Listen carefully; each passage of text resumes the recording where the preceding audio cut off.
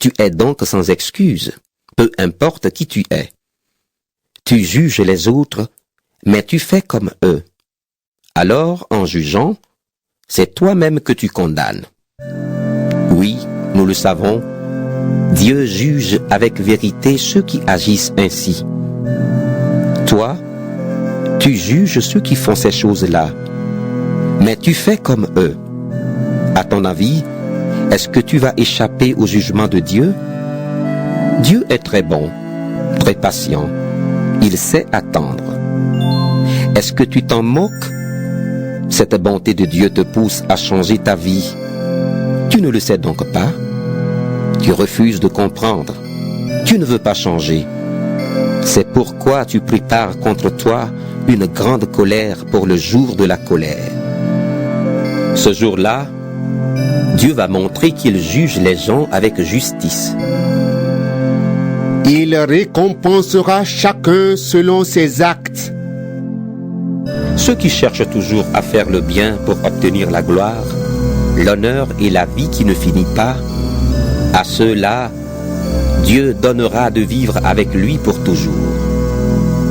Ceux qui se révoltent contre lui, qui n'obéissent pas à la vérité, mais qui se laissent diriger par ce qui est mauvais, à ceux-là, Dieu montrera son immense colère. Le malheur et la peur frapperont tous ceux qui font le mal. Les Juifs d'abord, les autres ensuite.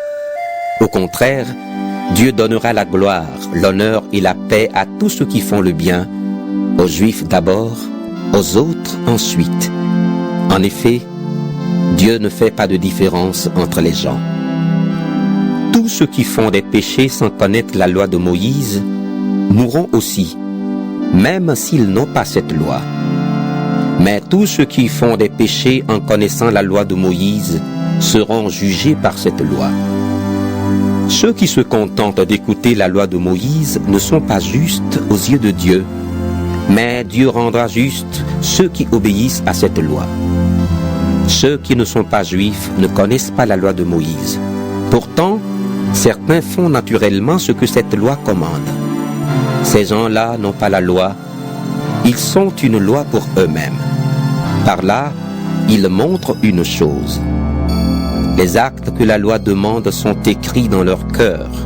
Leur conscience est témoin de cela.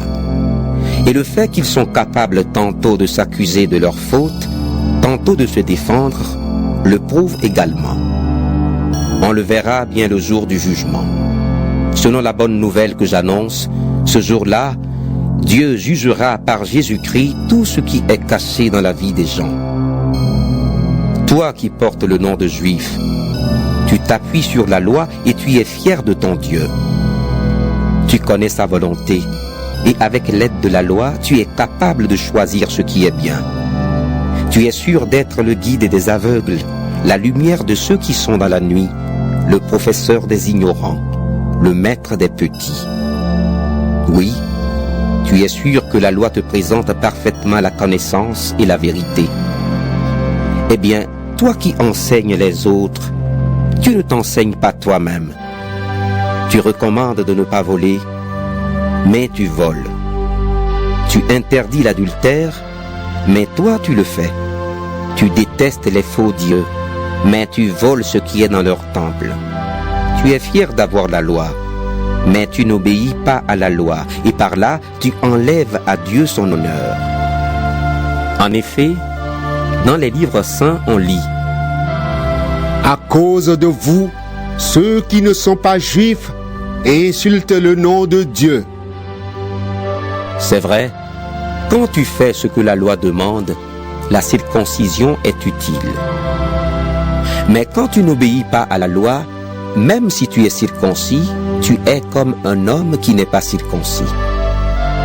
Supposons ceci. Un homme n'est pas circoncis, mais il obéit à la loi de Dieu. Est-ce que Dieu ne va pas faire comme s'il était circoncis?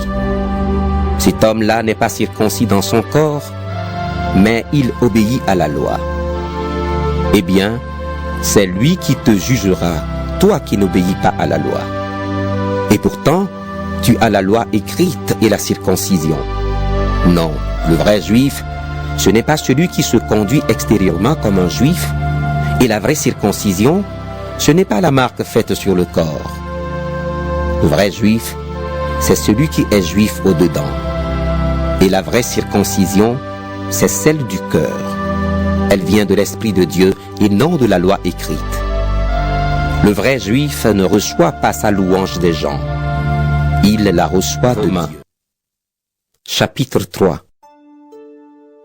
Eh bien, qu'est-ce que le juif a de plus que les autres? Est-ce qu'il y a un avantage à être circoncis? Oui, un grand avantage, à tout point de vue.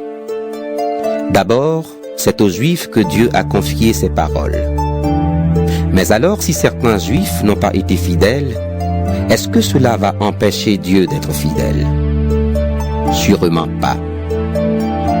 Reconnaissons plutôt ceci.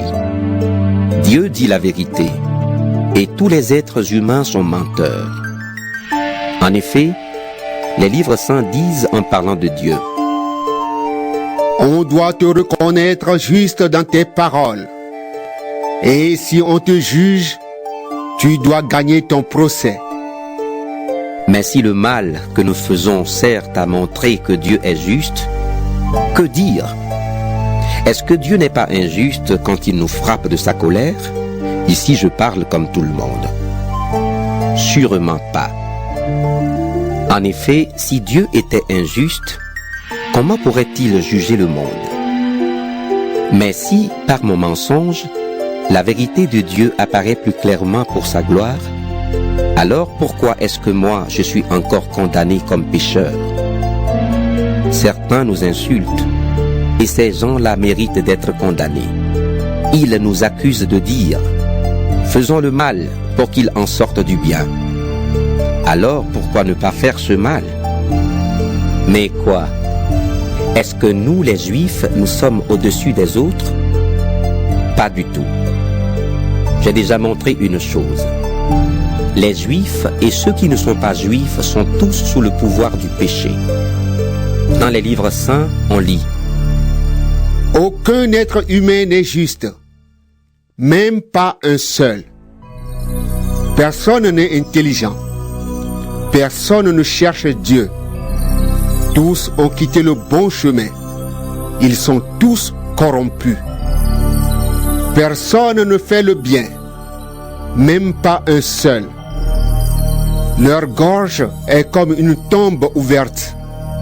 Avec leur langue, ils trompent les autres. Sous leurs lèvres, c'est le poison de la vipère. Leur bouche est pleine de malédictions et de paroles blessantes. Avec leurs pieds, ils courent rapidement pour aller tuer. Ils détruisent tout sur leur passage et ils sèment le malheur. Le chemin de la paix, ils ne le connaissent pas. Ils n'ont aucun respect pour Dieu. Pourtant, nous le savons, tout ce que la loi dit, elle le dit pour ceux qui doivent obéir à la loi. Alors, personne ne peut donner d'excuses, et le monde entier est reconnu coupable devant Dieu. C'est pourquoi, aux yeux de Dieu, personne ne sera juste en faisant ce que la loi demande. En effet, la loi permet seulement aux gens de savoir qu'ils ont péché. Mais maintenant, Dieu a montré de quelle façon il nous rend justes sans la loi.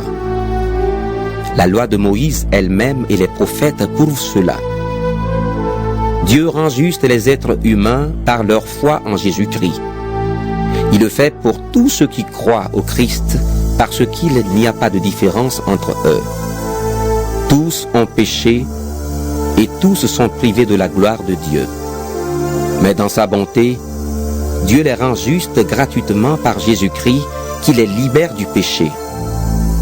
Dieu l'a offert en sacrifice. Alors, par sa mort, le Christ obtient le pardon des péchés pour ceux qui croient en lui. Ainsi, Dieu a voulu montrer qu'il est toujours juste.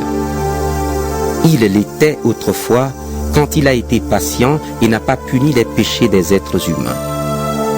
Mais il est juste aujourd'hui puisqu'il veut à la fois être juste et rendre juste ceux qui croient en Jésus. Alors, est-ce qu'on a encore des raisons de se vanter? Non, pas du tout. Pourquoi donc? Parce que ce qui compte, ce n'est pas d'obéir à la loi, c'est de croire. Oui, nous pensons ceci. Les êtres humains sont rendus justes parce qu'ils croient, et non parce qu'ils font ce que la loi demande. Ou alors, est-ce que Dieu est seulement le Dieu des Juifs? Est-ce qu'il n'est pas aussi le Dieu des autres? Si, bien sûr, il est aussi le Dieu des autres peuples, parce qu'il n'y a qu'un seul Dieu. C'est lui qui va rendre justes les Juifs à cause de leur foi.